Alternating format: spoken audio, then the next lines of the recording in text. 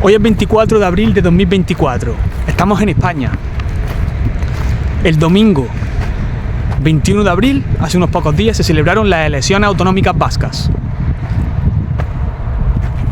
En estas elecciones sacaron la mayoría de votos, la mayoría de escaños, el PNV y el EH Bildu, partidos que están a favor de la fragmentación de nuestro país, de la fragmentación de España. Partidos independentistas. Pedro Sánchez, el PSOE, necesita de los votos independentistas catalanes, de los partidos independentistas catalanes, para formar gobierno.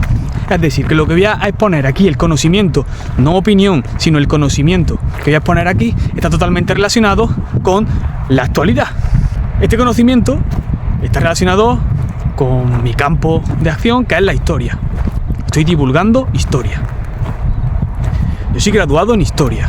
En este vídeo voy a exponer el concepto de nación y sus distintas acepciones que expone Gustavo Bueno y que recoge Pedro Insua en su libro Cuando España echó a andar, un libro de reciente publicación del año 2023. Aquí Pedro Insua expone una tesis del origen de España como nación. Pero claro, lo primero que hay que entender es que nación no es un concepto unívoco, sino que es un concepto análogo.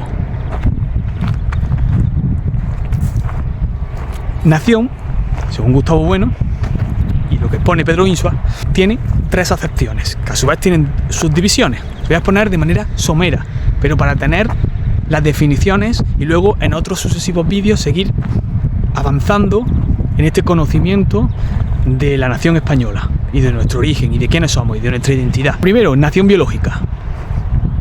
Nación, etimológicamente, viene de nascor, que es nacer, los nacidos en un territorio. Después tenemos la nación étnica. La nación étnica, de etnia, esos nacidos en ese territorio se empiezan a formar una serie de sociedades bajo el orden de un caudillo, etc. La étnica se toma como referencia una nación principal. Vamos a poner los ejemplos. Esta nación étnica puede ser periférica, puede estar integrada, y luego tenemos la nación envolvente. La nación periférica. ¿Periférica en torno a qué? En torno a esa nación principal. Por ejemplo, César. César, en sus comentarios de la Galia, habla de aquitanos, belgas, helvecios, de esas naciones étnicas. Sería una nación periférica, en la periferia, que no están integradas esas naciones. Son naciones étnicas que son periféricas.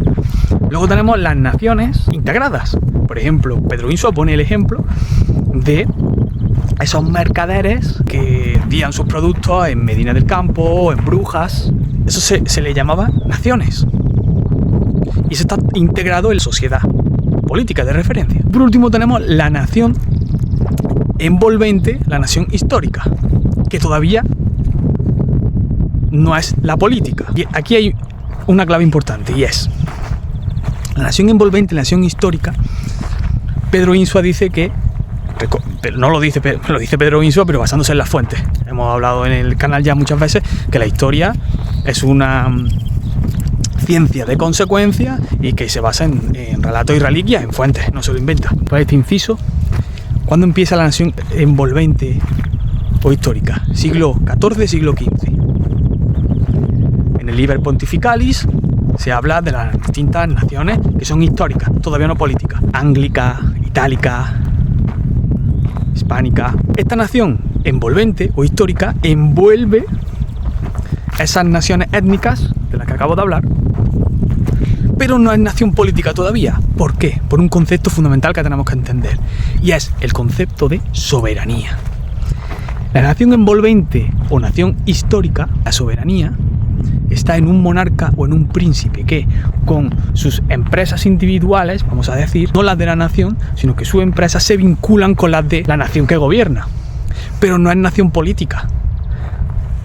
La nación política se puede hablar ya en el siglo XVIII o XIX, cuando se rompe el antiguo régimen, cuando se rompe el privilegio de los estamentos, el 23 de junio de 1789, en Francia, cuando se reúnen en la asamblea, los franceses, cuando Bailly dijo: la nación no se le da órdenes a la nación política, cuando la soberanía, sí, cuando el poder de decisión está en los ciudadanos, está en la propia nación y no está en un monarca, ni en un caudillo, ni no, está en los ciudadanos. Esos ciudadanos libres en derechos, y se rompe con el privilegio estamental. A partir de ahí se va a formar unas instituciones, esos ciudadanos van a tener poco a poco, con el paso de un proceso histórico,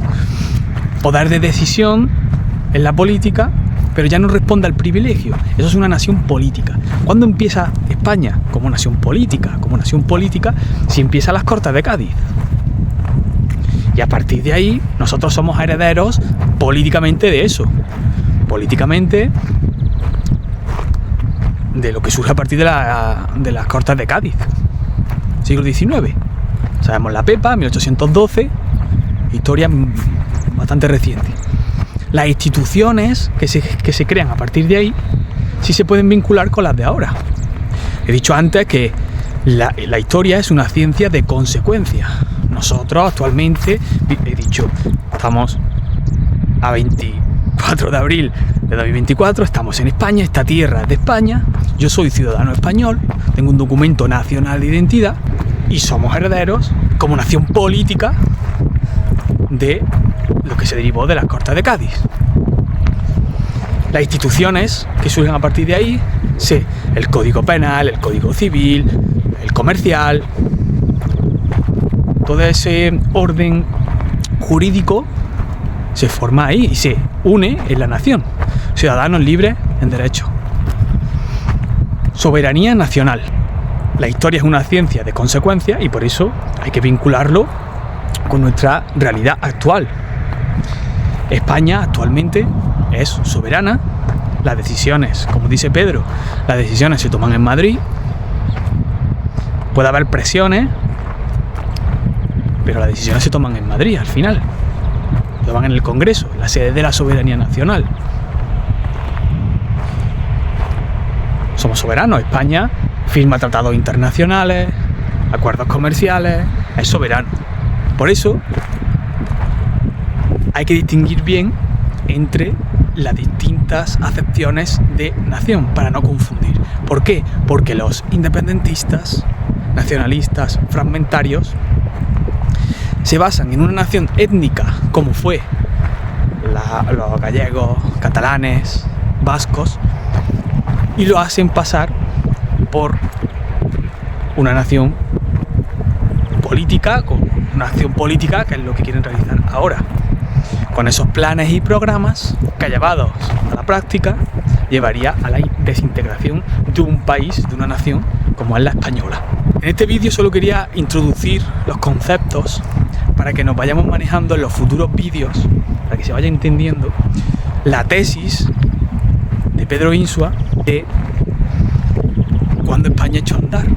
Y esto es muy importante porque si no tienes el conocimiento, nosotros, ciudadanos normales, de a pie, trabajadores, si no tenemos ese conocimiento, no sabemos quiénes somos, no sabemos la identidad, nuestra identidad, nos van los medios de comunicación y políticos y intereses y sus intereses van a manipularnos y van a establecernos una identidad. Vamos a creer que somos una cosa que no somos. Yo aquí no te estoy diciendo que pienses de una manera o de otra, siempre digo que piensas por ti mismo. Lo que sí expongo aquí es el conocimiento.